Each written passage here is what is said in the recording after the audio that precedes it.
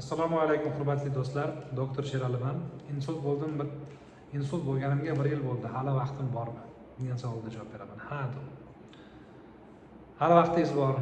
Insult olgan inson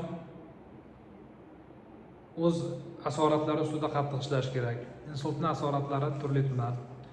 Parez, plegiya, og'riqlar, tushkunlik,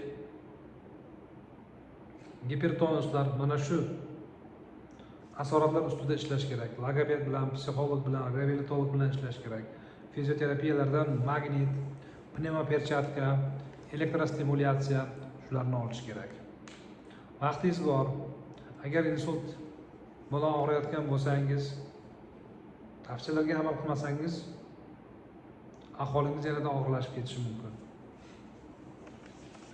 Insult bilan bog'liq muammo sizni qiynayotgan bo'lsa, savolingiz bo'lsa, berishingiz mumkin. O'z yashayotgan joyingizdan izlang, biron bir reabilitolog bormi, reabilitatsion markaz bormi yoki shu insultga yordam beradigan fiziolecheniyalar bormi, shularni izlang. Yoki bu mutaxassisga borib, uzoqroq joyda bo'lsa ham adresi, tavsiyalarini olib, oylar davomida bo'lsa ham shu tavsiyalarga amal qiling. Rahmat.